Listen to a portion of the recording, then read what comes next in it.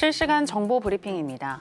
도널드 트럼프 미국 대통령 취임 이후 첫 거래일이었던 어제 뉴욕 금융시장은 안정적인 모습을 보였습니다. 트럼프 2기 출범과 함께 몰아칠 것으로 우려했던 관세 폭풍이 없었기 때문이란 분석 속에 달러화와 채권금리는 하락하고 3대 지수는 상승 마감했습니다. 하지만 불확실성이 여전하기 때문에 긴장을 놓기에는 이르다는 분위기인데요. 세계 최대 채권 운용사 핌코의 공공정책 책임자는 취임일 관세 부과가 없었던 것은 앞으로 관세 조치가 없다기보다 지연될 가능성이 더 크다는 신호라며 첫날 행보에 너무 의미를 둬서는 안 된다고 지적했습니다. 도널드 트럼프 미국 대통령이 내달부터 중국에 10% 관세를 부과하는 방안을 논의하고 있다고 밝힌 가운데 중국이 무역 전쟁에는 승자가 없다는 입장을 내놨습니다. 미국과 소통할 용의가 있다는 의사를 드러낸 걸로 해석되는데요. 마오닝 중국 외교부 대변인은 오늘 브리핑에서 이 문제에 관해 우리는 여러 차례 중국의 입장을 표명했다며 우리는 줄곧 무역 전쟁과 관세 전쟁에는 승자가 없다고 생각해왔고 중국은 늘 국가 이익을 굳게 수호해왔다고 말했습니다. 트럼프 대통령이 취임 첫날 국가 에너지 비상사태를 선포하자 올해 미국의 원유 생산량 증가 우려가 확산하며 국제 유가가 흔들리고 있습니다. 미즈호의 로버트 야우거 애널리스트는 로이터에 결국 중요한 것은 석유 공급이 부족하지 않다는 점이라며 미국의 석유 생산량은 기록적인 수준이며 오펙 플러스 산유국은 여전히 하루 약 586만 배럴의 생산량을 줄이고 있다고 지적했고 부족한 것은 수요라면서 정유업체가 더 많은 연료를 생산할 필요가 없다면 원유를 구매하지 않을 것이라고 덧붙였습니다. 일본은행 BOJ의 금융정책 결정회의가 이번 주 금요일로 다가온 가운데 일본 정부에서는 엔화 약세를 우려하는 발언이 나왔습니다. 미무라 아스시 일본 재무성 재무관은 엔화 약세가 수입 물가를 높여 인플레이션 상승을 유발할 것이라며 실질 임금을 플러스로 전환해 소비를 뒷받침해야 한다고 밝혔고 금융정책 결정위원회와 관련해서는 제 생각을 전달했다며 BOJ는 시장과 춘투 등을 포함해 다양한 정보를 수집하고 있을 것이라고 덧붙였습니다. 한편 CNBC가 실시한 설문조사에 따르면 19명의 경제학자 중 18명이 금리 인상 가능성에 동의한 것으로 나타났는데요. 이번 인상으로 BOJ의 기준금리는 2008년 이후 최고 수준인 0.5%에 도달할 전망입니다.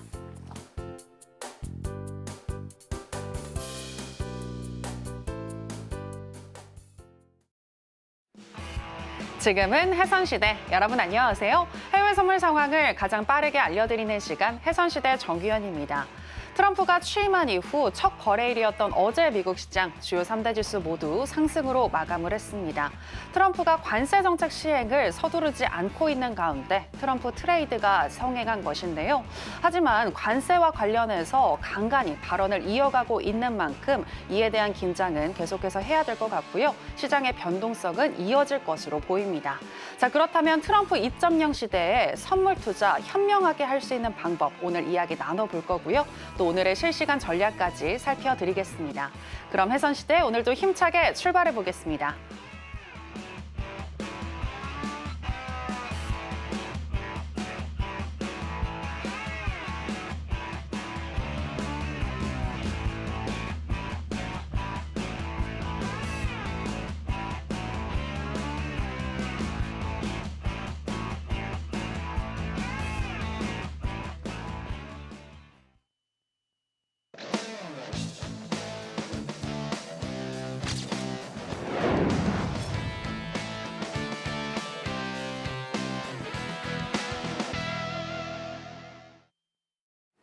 네, 무려 30년의 투자 노하우를 가지고 계신 천명 마스터 나왔습니다. 마스터님, 안녕하세요. 안녕하세요. 네, 시청자 여러분들께도 인사 부탁드립니다. 네, 여러분 안녕하십니까. 천명입니다. 이렇게 또 일주일 만에 또 찾아뵙겠네요.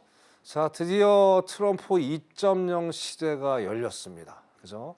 자, 기대 반, 또 우려 반 이렇게 했는데 자, 어쨌든 뭐 예상했던 것보다 시장은 조용했고요. 상승장으로 지금 우리나라도 오늘 상승장이었고 뭐 미국장은 뭐 말할 이유도 없이 그죠? 일단 분위기는 뭐 썩 나쁘지는 않습니다. 트럼프가 되게 매파적으로 얘기가 나올 줄 알았는데 조금씩 쉬어가는 그런 과정인 것 같네요. 근데 항상 뭐 트럼프 대통령이 너무나도 괴짜 같은 사람이기 때문에 어느 순간 또 감정이 폭발해서 또 어떻게 갈지는 몰라요. 하지만 일단 우리가 긍정적으로 생각을 좀 하자고요. 자, 그러니까 어떻게든 우리가 긍정적으로 보시면서 또 1분기를 맞이하다 보면 또 좋은 일이 계속 펼쳐질 거라고 생각을 합니다. 비록 우리나라가 지금 뭐 어수선하지만 그래서 빨리 정리가 돼서 트럼프의 어떤 정책에 다시 동반자가 되면서 우리나라 국내 주식 상당히 좋게 가기를 기원해 보겠습니다. 자, 어쨌든 뭐 우리나라 종목이 또 좋은 게 있고 나쁜 게 있는데 자, 여기에 대해서 오늘 또 제가 아주 중요한 말씀 좀 드릴 거예요. 그래서 트럼프 2.0 시대에서 우리가 1분기 동안 어떻게 우리가 해외 선물 투자 전략을 할 것이냐에 대해서 오늘 1시간 동안 제가 열심히 말씀을 좀 드릴 테니까 채널 고정하시고 그리고 끝까지 시청해 주셨으면 감사하겠습니다. 잠시 후에 또 말씀 이어가도록 하겠습니다. 이상입니다. 네, 트럼프 시대의 트럼프의 발언으로 인해서 시장의 변동성이 계속 커질 수가 있는데요. 하지만 이러한 변동성을 우리는 투자의 기회로 활용해 볼 수 있다는 점 여러분들 꼭 기억을 해 주시고요. 그리고 오늘은 트럼프 2.0 시대에 우리가 또 어떤 전략을 가지고 가야 할지 천명 마스터님께서 꼼꼼하게 짚어주신다고 하셨으니까 1시간 동안 계속해서 함께 해주시기 바랍니다. 그리고 방송 이후에도 천명 마스터님과 함께 하실 수 있는 방법 하단에 나가고 있으니까요. 체크해 보시기 바랍니다. 자, 그럼 해선시대 본격적으로 시작해 보겠습니다. 먼저 나스닥 선물부터 개장 전에 어떻게 흘러가고 있는지 시세 체크와 더불어서 이슈 체크, 전략까지 알아보겠습니다. 네, 나스닥 선물 차트 살펴보겠습니다. 트럼프 대통령이 취임 첫날 발표한 정책들이 우려했던 것만큼 강하지 않았다는 인식에 달러 인덱스는 107선까지 내려왔고요. 또 국채금리도 다소 안정되면서 선물은 현재 상승 중에 있습니다. 현재 나스닥 선물 정비열 차트가 만들어지면서 우리 시간으로 10시 44분경 21,934포인트까지 터치를 했고요. 현재는 0.98% 정도 상승한 21,921포인트 선 지나가고 있습니다. 자, 그러면 나스닥과 관련한 이슈도 이야기 나눠보도록 하겠습니다. 네, 앞서서 트럼프 2.0 시대의 선물 투자 전략 알려주신다고 했는데요. 여쭤보도록 하겠습니다. 마스터님, 나스닥 선물의 경우에는 우리가 어떤 전략 취해야 할까요?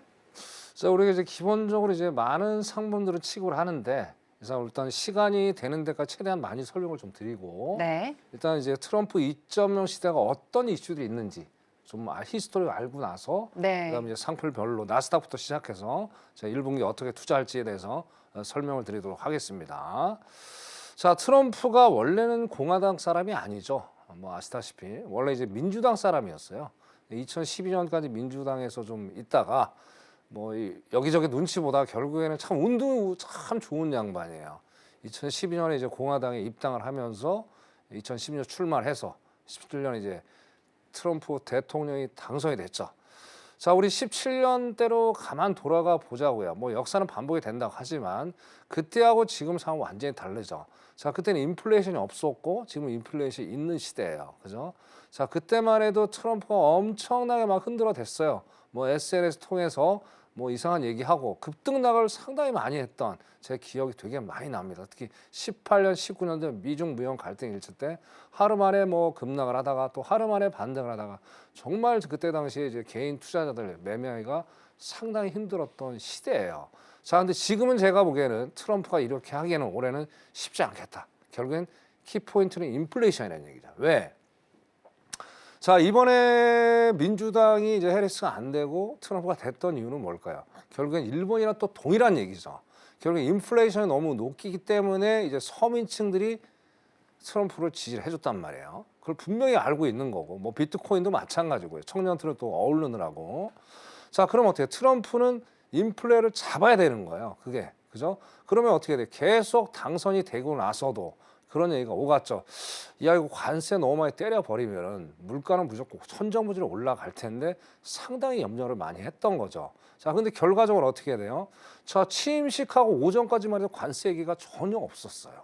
근데 갑자기 오후가 되고 저녁이 되더니 뭐 캐나다, 그다음에 또 어디예요? 멕시코 관세 25% 때리겠다 하고 그 다음에 좀 지나서 또 중국도 10% 정도 때리겠다고 하고 결국엔 시행은 언제 하겠느냐?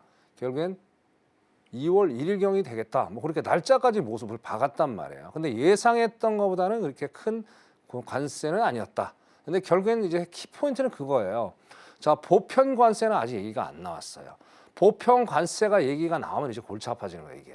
그래서 보편 관세 얘기가 안 나왔기 때문에 시장은 안도 랠리를 하면서 상승 랠리로 지금 진행이 됐다. 그렇게 말씀을 좀 드리고 싶고요. 자, 거기에다가 지금 5천억 달러 뭐 투자해서 뭐 오라클 또 뭐 오픈 AI 등등 하나 해서 제 기억이 안 나는데 그렇게 해서 뭐 장기적인 마스터 플랜을 가지고 뭐 AI를 뭐 저 데이터 센터 구축하겠다 뭐 그런 얘기들.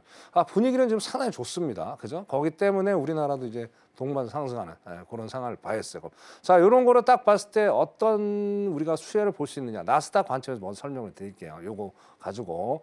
자, 그럼 어떻게 돼요? 이렇게 되면서 관세에 대한 어떤 우리가 조금은 기대를 가질 수 있는 상황이 생기면서 제일 먼저 반응한 게 뭐예요? 미국 10년 국채죠. 국채 금리가 거의 4.7% 이상, 4.8%까지도 갔었던데 취임식 되고 나서 뭐 거의 엄청나게 지금 많이 빠졌어요. 4.5% 초중반대까지 와 있는 상황. 또 이거로 또 어떻게 돼요? 달러 인덱스도 108 초반대까지 왔었어요. 거기도 110까지 바라본다고 했는데 자, 그런 것들이 어떻게 돼요? 주시간에 3대 지수죠. 다우라든지 S&P, 나스닥은 상당히 호재가 된 거예요. 자, 이런 거를 봤을 때 1분기 정도는 큰 이슈가 없다면, 그죠? 근데 이슈는 딱 두 가지가 있겠죠. 뭐냐면 FMC 1월 말일 날, 한국 시간으로 1월 30일이 되고 우리 이제 구정 연휴인데, 자, 그때 이제 1월 FMC 금리 결정이 있습니다. 일단은 시장 분위기는 어떻게 돼요? 그러니까 그냥 그대로 동결로 가는 거죠. 근데 3월 달도 제가 패드워치를 봤는데 3월도 일단 동결로 가는 걸로 우세합니다. 그 안에 봐야 될 데이터가 있겠지만 어떻게 됐든 분위기는 관세로 인해서 조금 시장의 상승 랠리를 줬기 때문에 그 두 가지만 잘 피해 간다면 어떻게 돼요? 올 상반기, 1분기죠. 1분기까지는 3대 지수가 상승할 수 있는 여력이 충분히 있겠다라고 보여집니다.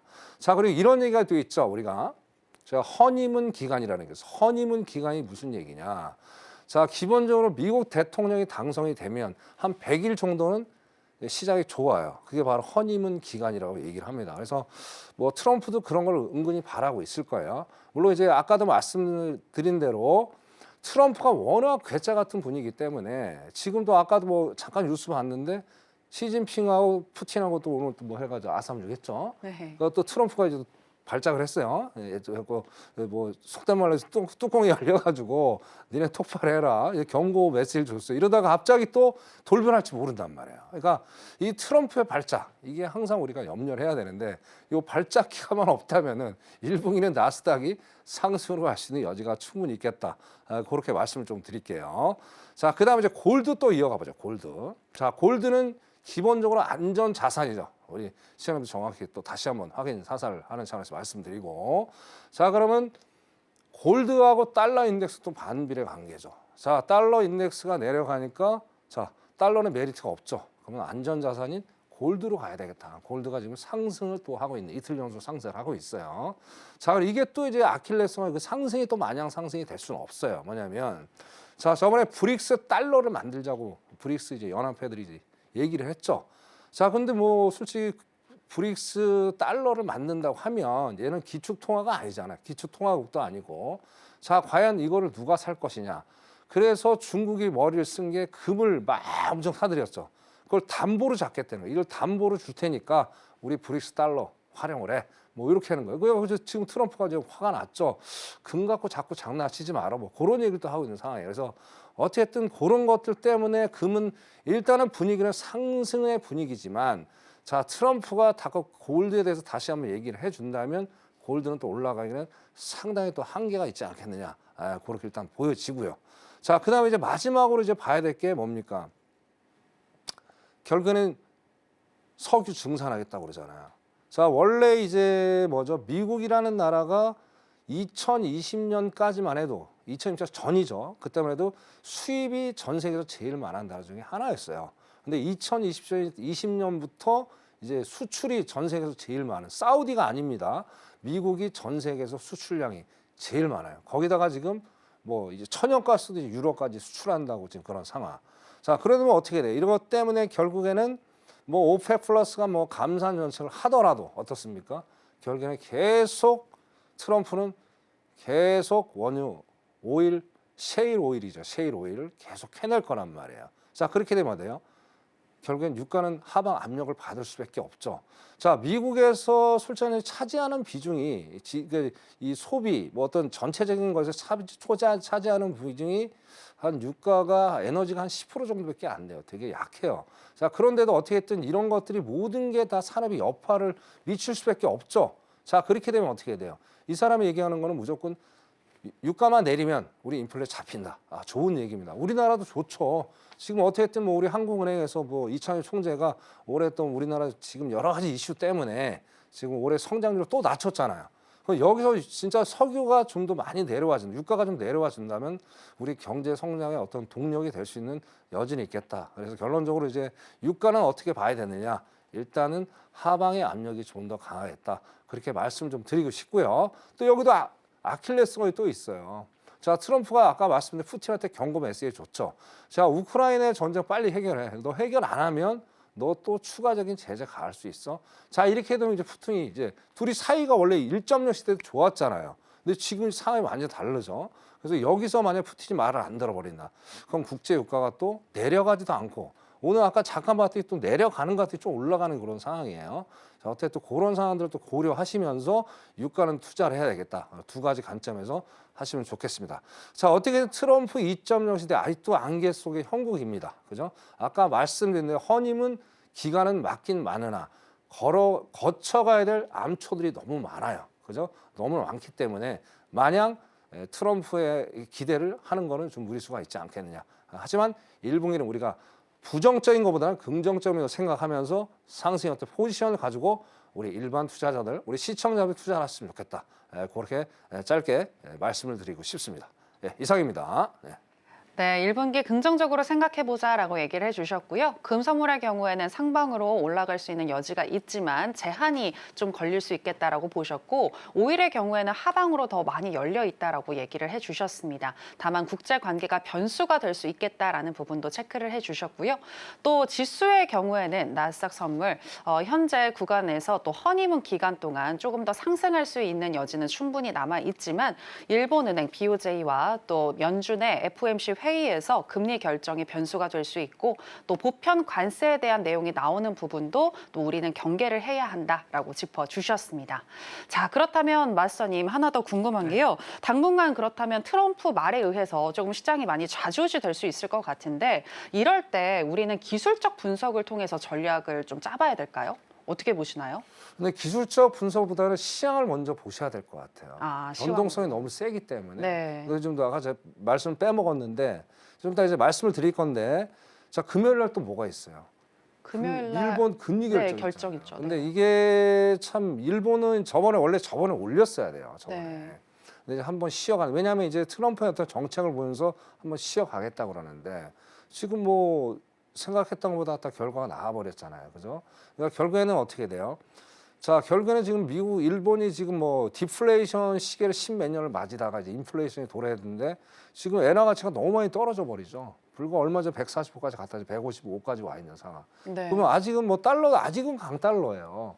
강달러기 때문에 더 이상 좌시할 수가 없는 상황이에요. 일본 입장에서. 그래서 이번에는 제가 보기에는 금요일 날 금리를 0.25 올릴 가능성이 상당히 높아요. 자, 그래서 이게 정말 이렇게 되면 안 되겠지만은, 그죠? 8월 5일 블랙 먼데이 기억하시죠? 그때 엔캐리 청산이 일어났어요. 그래서 이번에 금요일날 정말 잘 보셔야 되고요. 또 앞에 자막 나간 대로 자, 요거에 대한 또 설명을 제가 세세하게 해드려야 되잖아요. 그 앞에 온라인 제가 무료 공개 방송 있으니까 이 방송 시청자도 꼭 보시고 앞에 보시고 꼭 입장하시면 그때 자세하게 내일 제가 또 세부적으로 설명드리도록 하겠습니다. 네, 이상입니다. 네. 네, 시장의 변동성이 커질수록 항상 시황들 잘 살펴보셔야 된다는 점 유념을 하시면서 또 일본의 금리 결정을 앞두고 이와 관련된 전략들 더 꼼꼼하게 살펴주시겠다라고 얘기해 주셨으니까요. 하단에 나가고 있는 내용 참고하셔서 마스터님과 함께 해보시기 바랍니다. 자, 그럼 계속해서 오늘의 전략은 어떻게 가지고 가야 할지 알아보도록 하겠습니다. 먼저 investing.com에 따르면 기술적인 분석 어떻게 하고 있는지 짚어드리겠습니다. 일간 기준으로는 적극 매수 사인을 주고 있는데요. 12개 지표들 중에서 8개의 지표가 매수를 가리키고 있고요. 시간당으로 해서 봤을 때에도 8개의 지표가 매수를 가리키고 있는데요. RSI와 MACD, ADX, CCI, 하이로스, 오실레이터, ROC, 브랜베어 파워, 지금 이 지표들이 매수를 가리키고 있습니다. 그렇다면 마스터님의 의견은 어떠하신지 팻말을 통해서 알아보겠습니다. 마스터님 팻말 준비해 주시고요. 가겠습니다. 하나, 둘, 셋, 빠밤. 네, 매수 사인 주셨습니다. 마스터님 왜 매수일까요, 오늘? 자, 일단은 오늘 매수는 아까 시향적으로 네. 오늘까지도 이제 분위기상 오늘도 허니문? 중요 지표가 없죠. 네. 허니문 기간 때문에 네. 오늘은 상승일 가능성이 상당히 높겠다. 그렇게 말씀을 드리고 싶어요. 그래서 오늘 삼성을 좀 말씀드렸고, 자, 근데 참 시장이 참 재밌습니다. 재밌고요. 네. 자, 일단 차트를 보고 설명을 좀 드릴게요. 네. 자, 지금 보시면 여기 이제 주봉입니다. 주봉. 월봉은 제가 필요 없다고 분명히 말씀드렸어요. 주봉. 자, 이걸 보시면 어떻습니까? 지금 이제 1월 어떻게 보면 저번 주부터 상승을 했죠. 상승을. 왜냐하면 결국엔 이제 트럼프 트레이드가 이제 적용이 된 거예요. 이때면서 엄청나게 장대 항목이 나왔어요. 그래서 저번 주에 종가 기준으로 2.75% 올렸습니다. 2.75%. 그전 내린 거를 다시 끌어올렸어요. 그래서 주봉을 지금 보시더라도 이 종가 시가에서 지지를 하고 몸통이 좀 올라가 있는 상황을 지금 보실 수가 있어요. 그래서 지금 밑꼬리가 좀 세게 달렸죠. 자, 그럼 위에가 좀 더 열려 있어요. 지금 무슨 얘기냐? 자, 윗꼬리가 저거 없어요. 윗꼬리가 없고 몸통이 더 많이 열려 있다는 얘기예요. 그럼 올라갈 수 있는 여지가 충분히 더 있겠죠. 그래서 제가 상방이 더 열려 있다. 라고 보여주는 거예요. 벌써 0.94% 올랐어요. 자, 그리고 지금 보면은 아까 말씀드린 시향적 잠깐 말씀드리면, 자, 테슬라 아무래도 이제 뭐 행정명령 트럼프가 내리면서 전기차 보조금 폐지하겠다 그 얘기했죠. 그래서 테슬라는 당연히 빠질 수밖에 없는 거고요. 그래서 우리나라도 지금 뭐 그 관련 업종들이 상당히 좀 안 좋고, 자, 근데 반면에 AI는 뭐 상당히 좀 좋죠. 근데 AI가 상승세가 더 많고, 또 어제 러셀 인천이 많이 올라갔죠. 그러다 보니까 이제 오늘 기술적으로 나스닥은 더 상승의 여력을 좀 더 가지고 있다. 이렇게 좀 보여지네요. 그래서 일단은 시장적 추가적으로 이렇게 말씀을 드리고, 자, 일봉 잠깐 볼까요? 일봉. 자, 일봉도 보시면 오늘은 완전히 갭 상승이에요. 갭이 이렇게 이제 우리가 기술적으로 갭 상승, 갭하라고 이제 얘기를 많이 들어보셨을 거예요, 우리 시청자 여러분들이. 자, 근데 갭 상승이라는 건 지금 몸통입니다. 몸통. 자, 이 꼬리가 아니에요. 몸통하고 몸통의 간격을 바로 갭 상승이라는 거예요. 그래서 오늘 엄청나게 지금 갭 상승을 하면서 뛰어 지금 올렸어요. 그럼 뛰어 올렸던 오늘 레벨 테스트 할 수 있는 라인이 어디냐면 22,000입니다. 22,000. 자, 21,911까지 지금 와 있는 상황이에요. 자, 물론 11시 이제 10분 있으면 어떻게 갈지 모르겠으나, 자, 오늘 지금 기술적으로 보더라도 지금 여기 내려왔던 기간이 12월 26일입니다. 12월 26일. 이때가 이제 22,111. 이 정도 찍다가 이제 하방을 계속 했다가 뭐 한번 레벨 테스트 했다가 뭐 이렇게 꼬꾸라지는 상황들을 만들었어요. 그럼 여기를 보더라도 장기적으로 이렇게 또 보잖아요. 이렇게 보시더라도 어떻습니까? 지금 쌍봉 길게 보셔야 돼요. 하여튼 차트는 제가 항상 드리는 말씀이지만 차트는 길게 보셔야 돼요. 그래서 여기 캔들선 자체가 딱 여기서 쌍바닥이 만들어져 있는 걸 보실 수가 있어요. 자, 그럼 여기서 골든 크로스가 나왔죠. 20일 이평선, 60일 이평선 다 뚫었어요. 다 뚫고 120일까지 뚫었단 말이에요. 그럼 이게 지금 정배열 구조를 만들고 있다는 얘기예요. 그럼 정배열 구조는 뭐예요? 상승으로 갈 수밖에 없는 그런 상황들을 만들어줬다는 얘기죠. 일봉. 자, 일봉에서 정배열 구조가 나온다는 얘기는요. 상승세가 무지하게 강하다는 얘기예요. 자, 정배열은 뭐냐? 자, 5일선이 제일 상단에 있고 그다음에 21선, 61선, 뭐 120원 등등등등. 이런 게 바로 정배열입니다. 그래서 여러분들 차후에 우리 시청자분이 매매를 하시더라도 이 평선이 너무나도 중요한 거니까 이 배열 관계를 보셔서 자, 매수일 경우 이렇게 정배열이 나온다. 그럼 적극적으로 매수를 해서 수익을 많이 내시길 바라겠습니다. 그죠? 자, 일봉 여기까지 하고, 자, 지니까 드려야 되겠죠. 지니까. 자, 어쨌든 모든 게 원에는 없어요. 근데 오늘의 결국엔 키포인트는 뭐냐 이거죠. 자, 이동평균 키포인트 뭐냐? 자, 여기 빨간 게 바로 60일 이평선이에요. 자, 보시면 지금 이제 그 전부터 계속 우상향을 하고 있었어요. 오늘 프리장부터. 자, 근데 유럽장 이제 17시 열리죠. 17시. 자, 17시 올 때를 잠깐 보시냐는 얘기예요. 자, 16시에 이제 바닥이 한번 만들어졌어요. 그래서 캔들선이 이제 저는 이제 캔들선을 5일선이라고 말씀드립니다. 자, 캔들선이 35도 각도가 꺾이면서 딱 올라갔어요. 자, 여기서 봐야 될 게 또 뭐냐? 거래량을 잘 보셔야 돼요. 여기 풀어지는 때. 요것도 제가 어떻게 틈나에 오늘 팁이니까 요거 집중해서 들으세요. 자, 딱 봤을 때 어쩌면 61선이 일단 우상해 놨다는 건 매도의 시그널이 더 많다는 얘기죠. 캔들선이 꺾여서 35도 우상해 놨다. 요 밑에 거래량을 보시면 매수에 대한 거래량이 터지는 걸 딱 볼 수가 있어요. 자, 이때는 거래량의 매수가 터졌으면 과감하게 진입을 해서 수익을 내셔야 돼요. 자, 근데 여기서 내가 진입을 못했다. 자, 그러면 또 어떻게 62평선 지지를 딱 해주죠. 지지를 딱 해주죠. 그죠? 그럼 여기 지지를 했다는 거예요. 변동, 그러니까 단기 변동 라인이 62평선이에요. 자, 그러면 여기서는 무조건 올라갈 수밖에 없다는 거예요. 더 확신을 주는 게 뭐냐? 밑에 거래량을 보세요. 양봉 거래량 두 개 큰 장대 양봉 거래량 터졌단 말이에요. 이건 무조건 올라가서 수익을 내야 되는 거예요. 그럼 여기서 만약에 오늘 제 뭐 강의들이 있는데 공부하신 대로 만약에 하셨다면 뭐 2180, 880에 들어갔다라면 그죠? 여기서 다 거의 한 100틱 이상 100틱 이상 충분히 안전하게 수익을 낼 수 있다는 얘기예요. 그러면 결과를 말씀드리면 오늘 여기가 키포인트가 되겠죠. 오늘 여기가 만약에 이제 캔들만 또 보시면 안 돼요. 우리 시청자 여러분. 캔들 보시는 날 참 매매하시는데 안타까운 게 뭐냐면 캔들만 보고 매매를 하죠. 자, 이동 평균선입니다. 이동 평균선 캔들선. 자, 캔들선이 여기서 지금 좀 아직은 진행형이지만 자, 여기서 그러니까 이 60일선 근처에서 다시 한번 꺾여주면 어떻게 돼요? 추세가 추가적으로 이어질 가능성이 있겠죠. 자, 내려오면 어떻게 돼요? 아까 제가 매수의 관점으로 본다고 말씀드렸죠. 자, 내려오면 어떻게 돼요? 내려오면 다시 여기서 60일선에서 꺾였다 다시 올라가면 그때 매수 포지션으로 잡아야 돼요. 모든 매매를 함에 있어서 하나의 포지션으로 가져가셔야 돼요. 지금 매도세니까 매도 들어가지 마시고 또 나는 매수니까 매도. 그렇게 막 양방에 매매하면요. 확률상 먹을 것 같죠? 그렇게 안 됩니다. 왜? 세력가들은 그렇게 사람을 꼬셔놓게 돼 있어요. 지금도 보세요. 뭐 내려갈 것 같더니 어떻게 또 올리려고 지금 애를 쓰고 있잖아요. 그럼 결과적으로 여기 이 자리가 어디예요?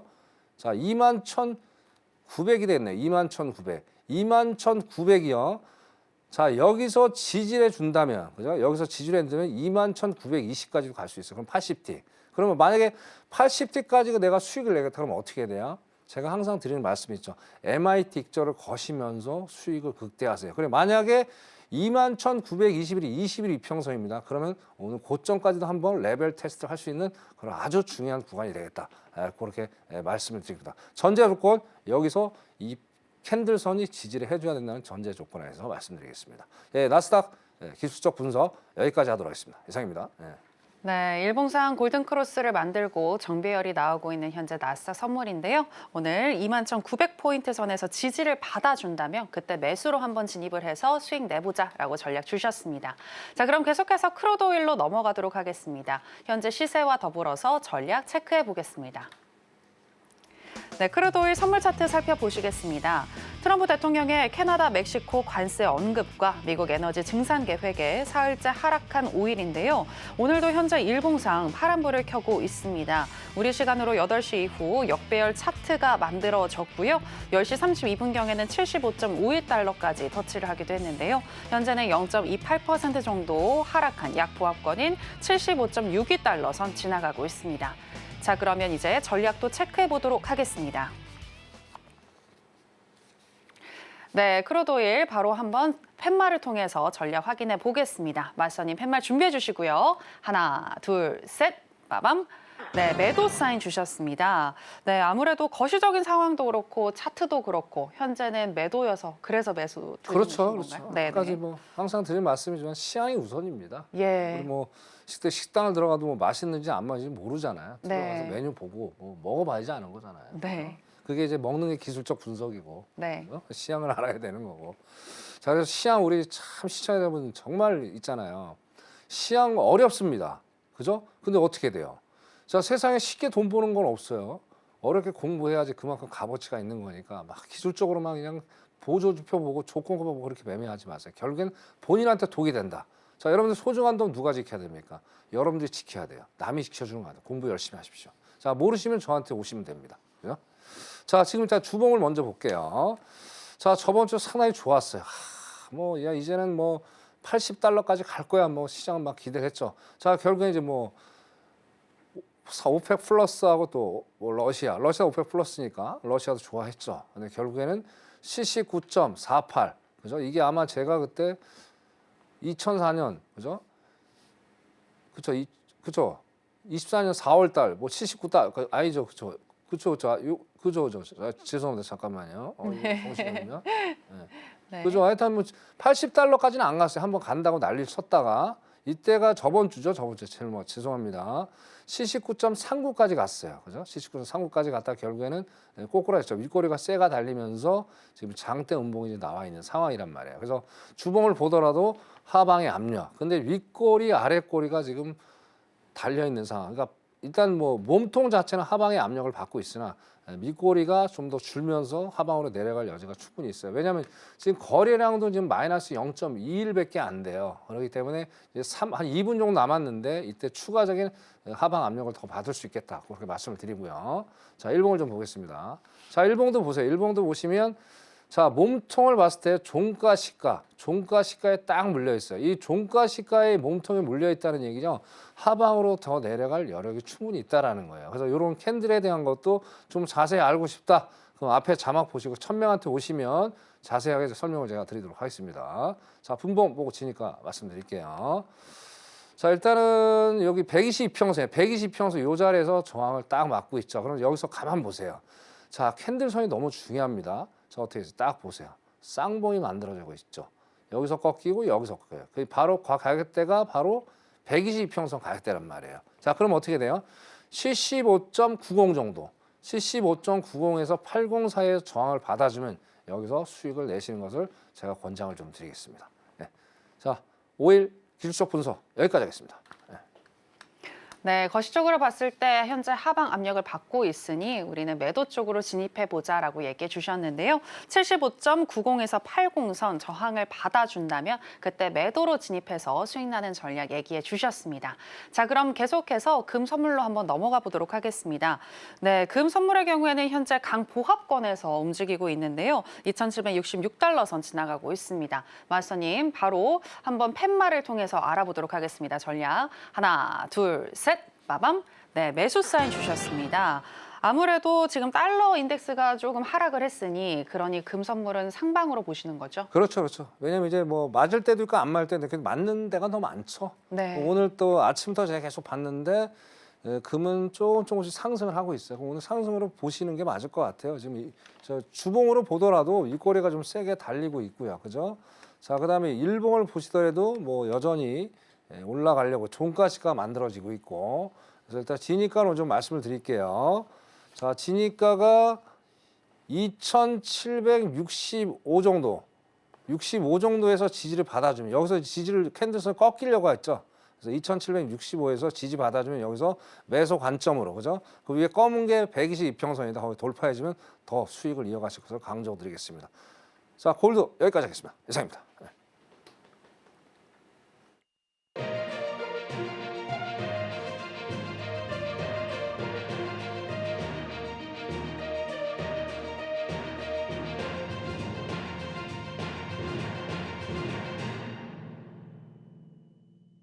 네, 우리 시간으로 11시 30분 미국 증시가 개장했습니다. 오늘 뉴욕의 주요 3대 지수 모두 다 상승으로 출발을 했는데요. 그렇다면 우리가 또 전략 어떻게 가지고 가야 할지 잠시 후에 바로 짚어드리겠습니다. 네, 그럼 나스닥 선물부터 개장 이후의 전략 살펴보겠습니다. 자, 일단 마소님, 나스닥 아까 얘기해 주신 대로 들어가셨다면 수익이 났을 것 같은데요? 엄청 많이 났을 것 같은데요. 네. 그래서 이 방송을 보시고 진입하신 우리 시청자 여러분 축하드리겠습니다. 네, 오늘도 수익 내셨습니다. 네. 자, 지금 계속 계셨으면은 이거 200틱 정도 수익 내셨을 것 같은데 축하드립니다. 자, 일단 버스 떠났습니다. 버스 떠났고요. 나중에 한번 들어가신다면 너무 올라와서 21,930 정도 여기서 한번 저항받고 내려왔다가 다시 올라가면 그때 한번 진입하시고요. 만약 그게 아니면 오늘은 그냥 관망하셨다가 아까 계속 말씀드리는 거 있죠. 캔들선이 꺾여주는 그 지점에서 짧게 매도로 가시고요. 지금은 추매하는 거는 제가 비추하겠습니다. 아까 봤을 때 21,930 정도 지지 받으면 다시 올라가라. 그렇게 하겠습니다. 나스닥 여기까지 할게요. 네, 21,930포인트 선에서 저항을 받고 다시 내려왔다가 지지를 받아주면 그때 매수로 다시 한번 진입해 볼 수 있겠다라고 추가적인 전략 주셨습니다. 그리고 오늘도 저희와 함께 하시면서 실시간으로 수익 나신 분들 축하드리겠고요. 계속해서 이렇게 해선시대와 함께 하신다면 수익 날 수 있다는 거 확인해 보셨습니다. 자, 그럼 오일과 금 선물에 대한 전략도 알아보겠습니다. 개장 이후의 전략 어떻게 가져갈까요? 아, 이것도 희한하네요. 75.8090에서 들어갔는데 그때 들어왔을 때 또 수익 냈었겠네요. 그죠? 자, 이것도 유효합니다. 그래서 75.80, 75.90에서 저항 받아주면 한번 다시 한번 올라올 거예요. 그때 저항 받으면 이것도 매도로. 매도는 계속 유지하니까 그대로 포지션 잡으면서 매매하셨으면 좋겠네요. 그럼 타점은 75.80에서 90. 그렇죠. 아까 똑같이 유효합니다. 네, 맞습니다. 네. 예, 그리고 금 선물의 경우에도 2,765. 그렇죠. 잠깐, 금 잠깐 볼까요? 예. 잠깐만요. 차트를 봐야 되니까. 네. 자, 금은 조금 빠지네요. 좀 빠지니까 이거는 지금 캔들이 너무 지금 이상하니까 이 캔들 좀 기다렸다가 2,764에서 지지 받아주면 지금 관망하세요. 지금 뭐 말도 안 되는 또 밑꼬리가 달렸기 때문에 이 관망 2,764에서 지지 받아주면 왜 캔들 선지 안 꺾었기 때문에 그때 한번 들어가시 그때까지 지금까지는 관망하시면서 갔으면 좋겠어요. 대신 달러 인덱스 같이 보시면서 그렇게 하셨으면 좋겠습니다. 예, 골드 여기까지 할게요. 예. 네, 알겠습니다. 오일의 경우에는 75.80에서 90선 그때 저항을 받아준다면 매도로 한번 다시금 또 진입해서 수익 내보자라고 얘기를 해주셨고요. 금 선물에 대한 전략도 또 세워주셨습니다. 2,760선에서 지지를 받아준다면 그때 또 얘기를 매수 쪽으로 얘기를 해주셨는데요. 현재는 관망을 하다가 2,760선에서 지지를 받아주면 그때 매수로 들어가자 기억해 보시기 바랍니다. 자, 그럼 계속해서 오늘 준비해 오신 강의로 들어가 보도록 하겠습니다. 마스터님, 오늘은 어떤 내용 짚어주시나요? 네. 자, 오늘 또 피가 되고 살이 되는 강의를 좀 해드리겠습니다. 그죠? 자, 그리고 아까 다시 말씀드리겠지만 이번 주 금요일은 너무나도 중요한 D-Day입니다. 그죠? BOJ의 금리 결정이 있습니다. 일본 금리 결정. 자, 여기에 대해서 이제 변곡점이 금요일 날 될 게 명확한 사실이죠. 자, 그럼 앞에 자막 보시고 미리 들어오십시오. 들어오시면 오늘 강의가 100%는 제가 다 설명을 못 드릴 거예요. 이거 같이 해서 드릴 테니까 꼭 들어오시길 바라겠습니다. 자, 그럼 강의 바로 시작하겠습니다. 자, 이제 파상 시장에서 우리는 살아남아야 되겠죠. 우리가 살아남지 않으면 안 되잖아요. 살아남기 위해서 열심히 늦은 시각에도 우리 시청자분들 제 방송을 들으시는 거고요. 그죠? 자, 그러면 살아나가는 방법이 여러 가지가 있겠지만 제가 30년을 살아오면서 이 바닥에 있으면서 뭐 주식도 하고 외환거래도 하고 뭐 별의별 거 다 해봤어요. 옵션도 하고. 자, 근데 결국엔 제가 느꼈던 건 뭐냐? 결국엔 단순하고, 그죠? 그리고 간결한 매매법이더라. 라는 거를 말씀드리는 거예요. 그죠? 자, 이런 거를 여러분들이 모르는 게 되게 너무나도 안타까워요. 그러면서도 왜 사람들은 간결하고 단순한 걸 왜 싫어할까요? 뭔가 허전해 보이거든요. 근데 그게 아니에요. 정답이 여기에 있다는 거야. 자, 우리 옛날 속담에 그게 있죠. 빈수레가 요란하다는 얘기가 있겠죠. 자, 우리는 빈수레가 되면 안 됩니다. 그죠? 요렇게. 왜? 순간순간 얼마나 차트가 긴박하게 움직여요. 자, 거기서 많은 생각을 가지면 어떻게 돼요?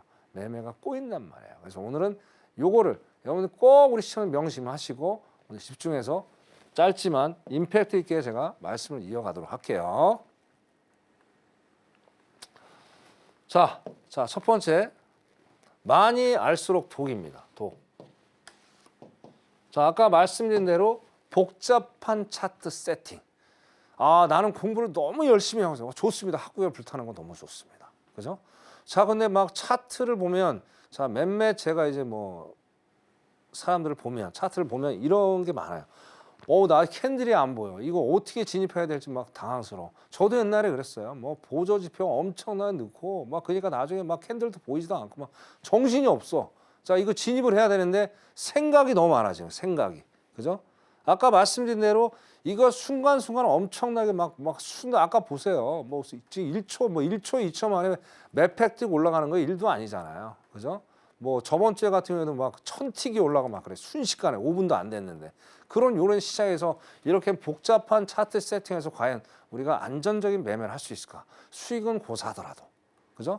그래서 복잡한 세팅은 일단은 머릿속에 지워야 돼. 말씀드리고. 자, 그럼 일관된 매매 규칙을 좀 해야 되겠다. 일관된. 그죠? 자, 기법 3대 원칙. 자, 여러분들이 이제 어느 정도 경력이 계신 분도 계시고 경력이 없는 이제 초보분도 계실 거예요. 그죠? 자, 어쨌든 뭐든지 처음에 진입을 잘 하셔야 돼요. 그래서 그러니까 완전히 진짜 보조지표만 그냥 맹신하고 그죠? 단순한 거에만 적응하시면 어떻게 돼요? 여러분들 앞으로 나갈 수가 없어요. 그래서 기초가 튼튼한 그런 기법 처음에 가지고 있어요. 그래서 그 기법을 좀 알고 싶다. 그 앞에 자막 보시고 들어오시면 기초부터 제가 튼튼할 수 있는 자료를 무료로 또 제공을 해드릴 거예요. 그래서 그런 기초가 튼튼한 그런 기법을 공부를 하셔라. 그렇게 말씀을 드리고 자, 3대 원칙이 있어요. 자, 모든 우리가 인간사라는 게 사회라는 거 어떤 규칙이 있잖아요. 규칙이 없이 어떻게 합니까? 이것도 마찬가지예요. 자, 3대 원칙이 여러 가지가 있어요. 그 3대 원칙 차트를 보면서 설명을 드리고 자, 매매할 때 원칙을 반드시 세워야 되겠다. 그렇게 말씀을 드리고 자, 그다음에 자, 여러분들 이제 저 같은 사람을 이제 전문가라고 얘기를 하죠. 그죠? 그리고 또 뭐 저 같은 사람을 좀 뭐 하는데 자, 여러분들은 참 급해요. 마음들이 급해. 자, 초심 어떤 분은 갑자기 이 시장에 들어왔는데 운이 좋아서 뭐 몇백만 원 벌고 몇천만 원 버는 분도 계시고 또 어떤 분은 운이 안 좋아서 또 손실을 본 분도 계세요. 자, 그다음 마음이 급해요. 마음이 급하니까 야, 빨리 나 돈 벌어야 돼. 야, 빨리 뭐 어디 좋은 기법 없어? 기법 찾아서 산말이 떠나는 거예요. 배낭 메고. 자, 그러면 이제 뭐 좀 며칠 수익 받다 손실 봤어. 아, 이거 아니야. 또 딴 데 가야 돼. 딴 데 가야 돼. 계속 다람쥐 쳇바퀴 돌다 보면 어떻게 돼요? 여러분들은 영원한 초보가 되는 거예요. 자, 경력이 많다 해서 초보가 아닌 게 아니에요. 자, 10년이 돼도 기법 하나 갖고 있는 사람이 없어요. 그거 초보예요. 그게 바로 조급함인 거예요. 그래서 제가 드리는 말씀은 적어도 여러분들이 정말 여러분들의 멘토, 그죠? 어떤 마스터를 동행을 할 마음이 있다면 최소한 있잖아요. 6개월 이상 동행을 해야 돼요. 자, 그리고 이런 얘기가 있어요. 자, 우리가 전문가가 되기 위해서 어떤 일에 정사에 10,000시간을 투자해야 된다는 얘기가 있습니다. 자, 그러면 우리가 8시간 예를 들어 매매를 한다 칩시다. 공부 플러스 해서. 자, 그럼 적어도 4년이란 시간이 걸려요. 그 4년이란 시간이 걸리는데 아까처럼 다람쥐 쳇바퀴 돌듯 이 사람 찾아 저 사람 찾아 결국엔 본인한테 득이 될 게 없다. 그래서 꾸준하게 한 전문가하고 동행을 하다 보면 분명히 여러분들은 나중에 아주 좋은 결실을 맺을 수 있겠다. 이거 너무나도 중요한 겁니다.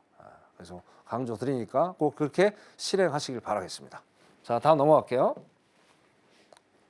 시간이 너무 없어서 자, 이게 바로 이제 첫 번째 얘기가 나오는 거예요. 자, 어떠세요? 딱 보시면 어떠세요, 여러분? 저 처음에 이런 거 좋아했어요. 복잡하지 않나요? 그죠? 생각이 많아지는 거예요. 생각이 많아져요. 이런 생각이 많은 차트를 해갖고는 어떻게 답이 안 나온다는 얘기예요. 그죠? 자, 초보가 참 어려워요. 그죠? 어렵죠. 여기 막 뭐 일목균형 넣어놓고, MAC 넣어놓고, 스토캐스틱 넣어놓고, 그죠? 자, 캔들 하나 보기도 정신없어 죽겠는데, 뭐 일목균형, 선행 스팬 1, 2, 후행 스팬 1, 2, 기준선 뭐, 그죠? 5개도 봐야 되고, 여기 또 MACD 신호도 봐야 되고, 스토캐스틱도 신호도 봐야 되고, 다이버전스도 봐야 되고, 그죠? 컴퓨터도 헷갈려서 못할 거예요. 그죠? 그러니까 이런 복잡한 매매를 하면 안 된다는 얘기를 제가 말씀드리는 거예요. 그죠? 자, 그리고 일목균형은 적합하지가 않아요. 단타 매매. 그죠? 주식의 장기적 어떤 포지션을 볼 때 쓰는 게 바로 일목이랍니다. 이것도 참고 좀 아셨으면 좋겠다. 이렇게 말씀드리고. 자, 그다음 넘어갈게요. 자, 그래서 제가 말씀드린 단결한 차트 세팅이 정답이다 말씀드리는 거예요. 예. 자, 우리가 증권사를 딱 처음에 회원 가입을 해서 초기 화면이 딱 보이죠. 그럼 초기 화면이 요거는 일단 빼고 요거는 없어. 요거는 없는 거죠. 그죠? 없고 거래량, 캔들, 이동 평균선만 있어요. 자, 메이저, 기관 투자자는 요 3개 갖고 매매해요. 물론 그리고 또 MACD 쓸 때도 있고 안 쓸 때도 있고. 그죠? 저는 30년 더 써왔기 때문에 이걸 좀 추가를 한 거고. 자, 이거 가지고 충분히 수익을 낼 수 있다는 얘기예요. 그럼 기관 투자들은 얼마나 똑똑한 사람들이 많겠습니까? 근데 그 사람들이 이게 정답이니까 이걸 쓰는 거예요. 그럼 어떻게 돼요? 자, 우리는 기관 투자자들만큼 세력가들만큼 돈은 없지만 어떻게 돼요? 얘는 쫓아가야 될 거 아니야. 가장 좋은 게 뭐예요? 벤치마킹이죠. 남들 따라하는 거. 모방하면 돼, 모방. 모방해서 얘네들 가는 길만 같이 쫓아가서 조금씩 먹고 나오면 되는 거예요. 왜? 우리는 돈이 그만큼은 없잖아요. 그러니까 이게 바로 관계랑 차트란 말이에요. 꼭 명심을 하시란 말이에요. 그러면 여기 잠깐 예를 들어서 한번 설명을 드릴게요. 자, 여기서 하나만 보자고요. 자, 일단은 쌍바닥이 나온다고 제가 말씀드렸죠. 이렇게 쌍바닥. 그리고 골든 크로스가 나왔어요. 자, 21 이평선이 캔들선을 깨고 올라간단 말이에요. 자, 그럼 여기 가만 보세요. 여기서 매수 신호가 나왔고 이게 MACD 오실레이터입니다. 히스토그램이라고 그러는 거예요. 막대기를. 자, 0 기준에서 올라갔어요. 계속 히스토그램이 상승을 하고 있죠. 그죠? 자, 그럼 얘하고 똑같이 올라가요. 그죠? 그러면 이게 기관 투자자들 매매예요. 자, 기관 투자자 이평선에 자기들의 어떤 돈을 딱 포지션을 잡아놔요. 그죠? 캔들에다 캔들은 그냥 가격이 순간순간 움직이는 거고. 그럼 장기적으로 단기적으로 이런 이평선에다가 딱 돈을 딱 박아 놓는답니다. 그러면 얘네들 똑같이 가면 내가 매수를 갔으니까 매도한테 내가 이긴 거잖아요. 그죠? 그럼 여기서 청산을 하면 되는 거예요. 여기도 마찬가지고. 이런 원리를 다 가지고 있다는 거예요. 그래서 여기에 대해서 좀 더 자세히 알고 싶은 분은 앞에 자막 보시고 들어오시면 자세하게 설명을 드릴게요. 자, 마지막 하나 더 볼게요. 자, 그럼 아까 제가 일관된 매매 규칙을 말씀드렸어요. 3대 규칙, 3원칙. 자, 3원칙이 뭐냐 이거죠. 자, 3원칙은 자, 우리가 진입을 하잖아요. 진입을. 아까 동일한 차트입니다. 자, 진입을 하는데 이게 진입만 해. 그죠? 초보자분들. 그 주식 하시는 분들 제일 이제 장기적으로 가시는 분들 보면 손절을 잘 안 걸어. 나는 무조건 우상에서 나는 수익밖에 없어. 그런 게 어디 있어요. 언젠간 손실도 볼 수 있는 거지. 그래서 손절을 잘 거는 사람이 결국엔 리스크 헤지를 잘하는 사람이에요. 그런 사람이 현명한 투자자고 그 사람은 앞으로 나갈 수 있는 그런 가능성이 더 있는 거죠. 근데 대부분의 사람들이 아까 서대 말씀드린 나는 수익만 존재한다. 손실이 없다 그러니까 손절 안 걸어요. 왜? 무조건 난 수익이니까. 그런 거는 존재하죠. 착각해서 이 방송을 보시면서 그 착각에서 벗어나시기를 제가 정말 강조를 드릴게요. 자, 그러면 3원칙 진입을 했어요. 자, 그럼 자동방으로 손절이 나와야 돼요. 손절. 그죠? 자, 그럼 손절을 했잖아요. 그럼 손절가는 그러니까 진입과 동시에 우리가 할 수 있는 거 수동적으로 할 수 있는 거 2가지밖에 없죠. 3가지밖에 없죠. 3원칙이잖아요. 이거 내가 수도 내 의지대로 할 수 있잖아요. 근데 올라가는 거는 내 의지대로 할 수 없잖아요. 그죠? 자, 그러면 자, 진입과 손절을 내가 확실히 할 수 있잖아요. 이거는. 예상을 내가 상방으로 봤으니까 여기 화면에서. 자, 손절 딱 걸어놓고 목표가 어디까지 가느냐? 자, 아까 캔들선이 중요하다고 말씀드렸죠. 여기 쌍바닥에 나와줬으니까. 자, 그러면 어떻게 돼요? 자, 5일선 캔들선이 꺾이는 이 지점이 내 익천가란 말이에요. 자, 영원한 수익은 무한 수익은 존재하지 않아요. 그래서 이런 거를 보시면서 아, 여기서 내가 익절을 걸고 나와야 되겠구나 라는 표시가 된단 말이에요. 자, 여기 히스토그램도 정확히 나와요. 자, 히스토그램에 매수가 딱 가다가 히스토그램이 매수세가 약하게 떨어졌어요. 그리고 여기 매도의 시그널이 나왔단 말이에요. 여기서도 매도의 거래량이 딱 터지고 있고. 그리고 지금 매수가 죽었다니, 매수가 안 들어온다니, 거래량. 이렇게 매매를 해야 된다. 이렇게 말씀을 드리겠습니다. 자, 오늘도 시간 관계상 좀 더 많은 강의를 해드리고 싶은데 좀 시간 약속해서 죄송하고 앞에 자막 보시면 추가적으로 또 제공해 드리도록 하겠습니다. 오늘 강의 여기까지 하도록 하겠습니다. 네, 파생 매매 시장에서 살아남으려면 꾸준함이 중요하다라는 부분에 대해서 꼭 기억을 하시고요.